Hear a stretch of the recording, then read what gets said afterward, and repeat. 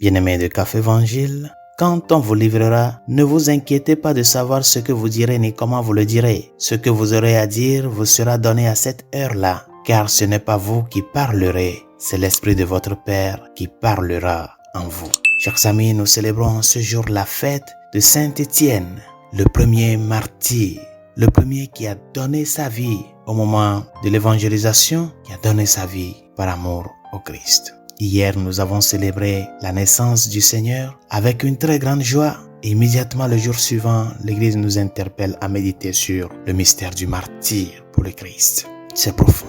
Ces paroles de notre Seigneur se sont concrétisées dans la vie de Saint Étienne, le premier martyr de l'Église. Saint Étienne a été martyrisé quelques années après l'ascension de Jésus au ciel. Il était l'un des 7 diacres que les apôtres avaient nommés pour les aider à s'occuper des pauvres au fur et à mesure que l'Église grandissait. Étienne était un homme profondément croyant et rempli de l'Esprit Saint. Après avoir été nommé diacre, il a commencé à prêcher avec audace. Parmi ses auditeurs se trouvaient des membres de la synagogue des Juifs hellénistes. Étienne discuta vigoureusement avec eux et se montra plein de sagesse et de puissance, accomplissant de nombreux signes et prodiges au milieu d'eux. Mais cela ne fit qu'exaspérer ses auditeurs au point qu'ils cherchèrent à le faire mourir. Ils ont alors prétendu à tort qu'Étienne prêchait contre le temple et la loi de Moïse. Et dans les Actes des Apôtres, au chapitre 7, Étienne a répondu par un long discours détaillé dans lequel il a expliqué toute la vérité de Jésus à la lumière de l'Ancien Testament. Et il conclut en disant « Peuple à la nuque raide,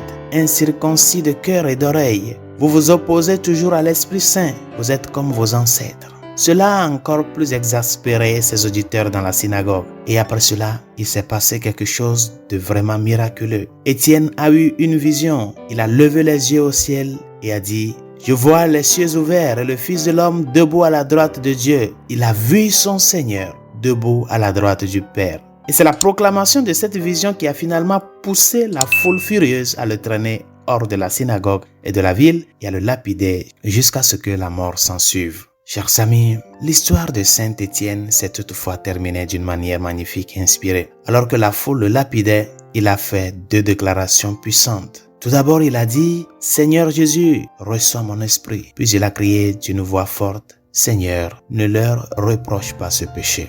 Bien chers amis, comme nous l'avons mentionné plus haut, les paroles que notre Seigneur prononce dans l'évangile d'aujourd'hui se sont concrétisées dans la vie de Saint Étienne. Tout d'abord, nous voyons que la prédiction de Jésus selon laquelle certains de ses disciples seraient livrés à la mort par leurs propres parents s'est réalisée dans la vie de Saint Étienne. Mais Jésus a également promis que lorsque cela se produirait, il vous sera donné à ce moment-là ce que vous aurez à dire. Et ce sera l'Esprit du Père qui parlera pour vous. Et c'est exactement ce qui s'est passé avec Saint Étienne. Tout d'abord, il a reçu une vision glorieuse du ciel. Deuxièmement, il a été inspiré à remettre entièrement son esprit à Jésus. Et troisièmement, il a été inspiré à prier pour ses persécuteurs et à leur pardonner. Ces paroles, chers amis, et ces actions ne sont pas venues d'Étienne seul.